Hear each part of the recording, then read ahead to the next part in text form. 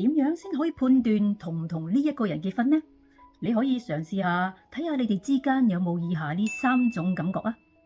首先，你可以睇下你哋之間，你喺對方嘅心目中有冇存在感啊？會唔會覺得你可有可無咁啊？其次，又睇下你同佢之間，你喺對方嘅心目中有冇歸屬感呢？睇下佢未來嘅計劃裏面有冇預埋你啊？第三個感覺就係你睇下佢同你之間有冇俾到你安全感啊？佢會唔會對你忽冷忽熱、若即若離，甚至有時仲會玩失蹤添？如果有呢一方面嘅情況發生嘅話，咁你一定要慎重考慮啊！其實除咗以上呢三種感覺，你哋一定要有之外，其實真正嘅婚姻有10個真相，你一定要知道。有90% 嘅人，佢完全唔會諗到呢啲點噶，而呢啲嘅重點只會有10% 嘅人會知道。希望你今次一齊嚟了解下。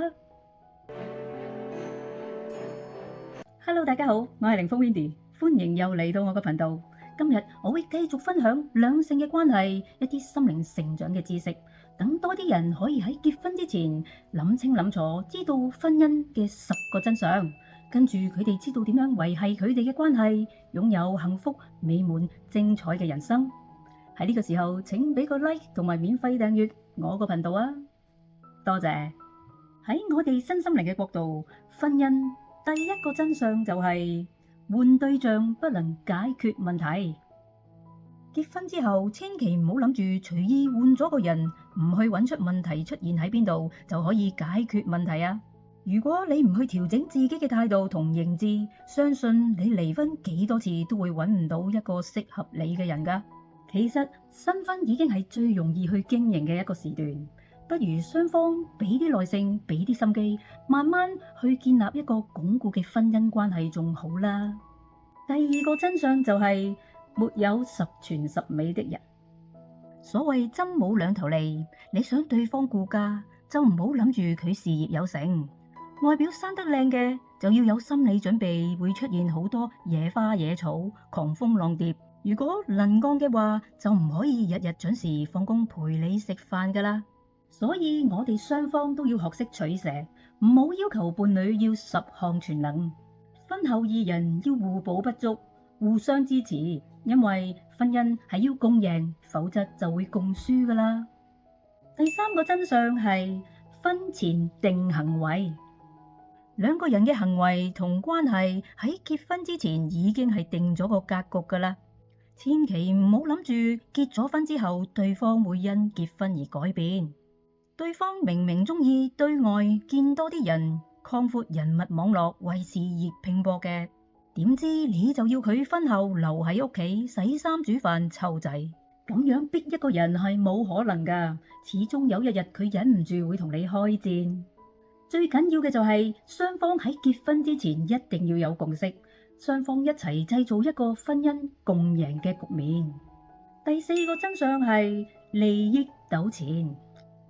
結咗婚之後，無論邊一方有困難，屋企發生問題，都會令到另一半一齊陷入困境㗎。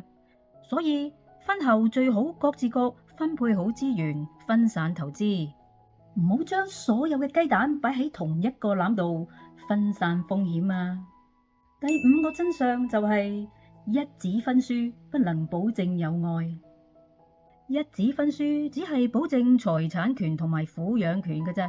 千祈唔好以為簽咗紙結婚之後，佢就會保證愛你一生一世啊！婚後雙方都要磨合，要去包容，要去改善不足嘅地方，亦要保持新鮮感，咁樣先可以保存你哋嘅愛，咁先可以有婚姻共贏嘅局面噶嘛。第六個真相係選擇麵包或者愛情。當婚姻出現問題嘅時候，唔係離婚就可以解決到嘅。你最緊要考慮去或留嘅生活方式，對自己或者係孩子有冇利弊呢？老生常談，始終都係要有麵包，總比起人財兩空啊！所以千祈唔好喐啲就嗌離婚啊！要以大局為重。其實婚姻就好似係你考一個高級課程一樣，要不斷去練習，不斷去考試。你不斷進步嘅話，咁你就會有共贏嘅婚姻啦。第七個真相，孩子不是人質。有好多人諗住生個孩子出嚟綁住對方個心，其實唔一定綁得住噶。出軌嘅人始終都會出軌，不務正業嘅人始終都會笪住喺屋企唔搵嘢做，絕對唔會因為孩子而改變噶，因為本性難移啊嘛。所以如果兩位都唔係真心中意孩子嘅話，咁就唔好再做多一個受害者出嚟啦。第八個真相係婚姻要有更高嘅溝通技巧。結婚之後，雙方都要學習更高深嘅溝通技巧，要降低矛盾，要令大家輕鬆，要將心底話好圓滑地講晒出嚟，唔好要對方去估，以為佢一定知道。要多啲關心對方，多啲溝通。溝通嘅時候，亦要避重就輕，避免觸碰到對方嘅底線。所以你哋多啲睇一啲心靈成長嘅資訊，可以特別了解你嘅靈魂伴侶㗎。第九個真相係婚姻不是工具。有人諗住同佢結咗婚之後，佢就會變，諗住利用結婚嚟改變佢。其實每一個人控制緊佢嘅只有潛意識同埋佢嘅大腦，絕對唔會因為結婚會令到一個人有重大嘅改變㗎。婚前婚後只不過係生活上嘅習慣改動，並唔會因為結婚而增加一個人嘅責任感、上進心或者係人格品質。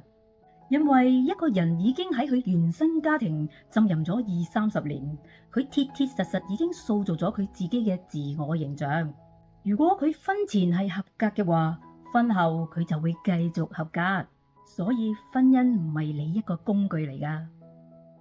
第10個婚姻嘅真相就係，婚後你要兼顧多個人際關係。好多人以為婚後係二人世界，甜甜蜜蜜，幸福美滿，但係你要有心理準備啊！對方嘅父母、兄長、姊妹都會同你嘅關係更加密切。你要同時面對及照顧多個人際關係，所以你要清楚知道自己有冇呢一份大愛。如果可以做到嘅話，就冇問題啦。對方嘅父母會成為你嘅父母，對方嘅兄長亦會成為你嘅兄長，而對方嘅姊妹亦都會成為你嘅姊妹噶。只要雙方嘅家人互相尊重、互相體諒、互相包容嘅話，咁兩家人就會和諧共處，守望相助，成為幸福美滿嘅大家庭。咁就會整個成個家運都會好到不得了噶啦。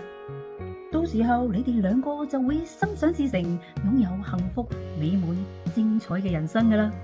希望你今日中意呢條影片，歡迎留言俾我啊！如果我今日呢條影片令你清楚知道婚姻10個真相，可以令到你有婚前心理準備嘅話，請讚好、訂閱同埋分享出去啊！多謝。